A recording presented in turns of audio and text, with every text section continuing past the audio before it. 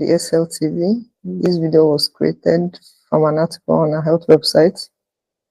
I'll drop the link to the article in the description box. After watching, please make sure you like, share, and subscribe. See you soon. Welcome to This Explainer. Today, we're unpacking a profoundly important topic that affects millions of families every single year. We're going to break down the crucial differences between the normal, everyday postpartum baby blues and the much more serious, yet highly treatable, condition of postpartum depression.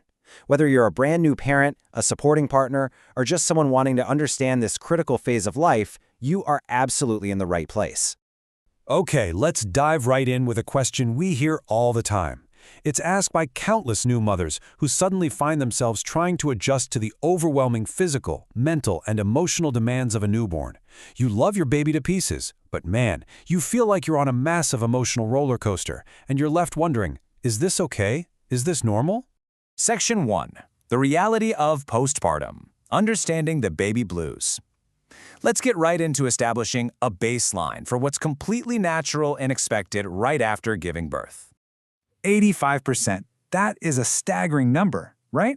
A massive 85% of new mothers experience what we commonly call the baby blues. It's actually the most common mood shift after delivery. So if you're feeling a sudden, huge wave of emotion shortly after welcoming your new baby, the very first thing you need to know is that you are in the vast majority. So what exactly is it? Well, the postpartum blues are a temporary, self-limiting mood shift. Think about it like this. The moment a baby is born, a mother's body goes through a sudden, sharp drop in mood-stabilizing hormones like estrogen and progesterone. When you combine that massive, rapid chemical change with intense sleep deprivation and the sheer physical recovery of childbirth, your mind and body are left highly vulnerable to intense emotional swings. What does that actually look like in everyday life? If you find yourself crying way more than usual, feeling on edge, dealing with unexpected mood swings, or just feeling totally overwhelmed and anxious, know that this is completely normal. These intense but short-lived feelings usually peak around days 3 to 5 after birth. And the really good news? They naturally fade away completely within about 2 weeks, all without any medical treatment. Section 2. Recognizing postpartum depression. So, what happens when those feelings don't just fade away? This is where we cross the line into a major medical illness known as postpartum depression, or PPD. While most moms get the passing blues, there is a critical divergence here. About 1 in 10 women will develop postpartum depression. And honestly, this next part is shocking. Over 50% of them go entirely undiagnosed and untreated. That means millions of mothers are out there suffering in total silence with a very real illness, usually because they either don't recognize the signs or they mistake it for the normal baby blues. So how do you spot PPD?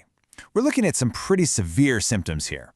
Things like persistent, heavy sadness, feeling totally empty or hopeless, finding yourself unable to sleep even when the baby is fast asleep.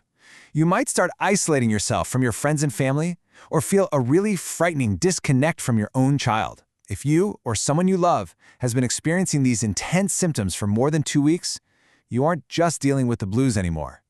This is a real medical illness, and it can strike any time during that entire first year. Knowing these symptoms helps us recognize who's most at risk. Now, any new mom can get PPD. It absolutely doesn't matter what her background is. But there are some pretty clear risk factors. If a mom has a history of anxiety or depression, a lack of support at home, financial stress, or maybe she had a really traumatic delivery that landed the baby in the NICU, her risk skyrockets. Understanding these factors really helps us know when to pay closer attention to the mothers in our lives. Section 3. Blues versus depression. What's the definitive mental checklist we can use to instantly tell the difference between the passing blues and clinical depression?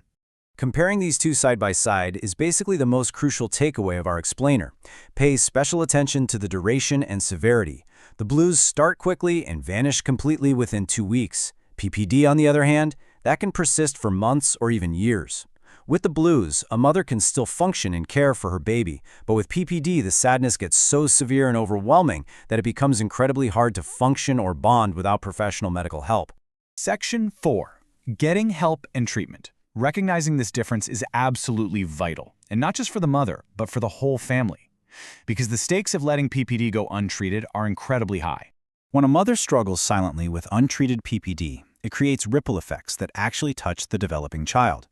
Research shows it can impact the child's cognitive functioning, leading to learning difficulties, and it can even increase their risk of developing emotional struggles, behavioral issues, or anxiety disorders later on during adolescence.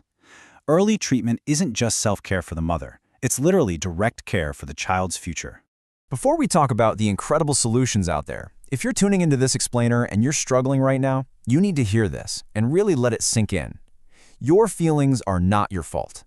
Adjusting to motherhood is profoundly hard, and suffering from a chemical, medical condition like PPD is absolutely not something you chose. It's an illness, and just like any other illness, it requires care. All right, let's map out the path to recovery because PPD is wonderfully highly treatable. A really strong recovery plan usually involves combining professional talk therapies, like cognitive behavioral therapy, to help fix those heavy negative thoughts. It might include medications like SSRIs, which doctors confirm are totally safe for breastfeeding moms. And of course, it leans heavily on practical, everyday help from your family, along with the incredible shared understanding you get from peer support groups. The biggest thing you should take away from this is immense hope. Healing literally starts the absolute second you raise your hand and say, "I need help." With the right care, the overwhelming majority of mothers recover completely within just a few weeks or months. They rebuild their confidence, they reclaim their joy, and they forge a deep, unbreakable bond with their baby. We're going to leave you with this final, provocative thought to take away from our explainer today. There is this terrible, lingering misconception out there that needing help makes you a bad parent. But we have got to flip that script right now. Asking for help isn't a sign of weakness. It is actually the most responsible, courageous, and loving thing you can ever do for your family. So will you take that step? Thank you so much for learning with us today. Please subscribe.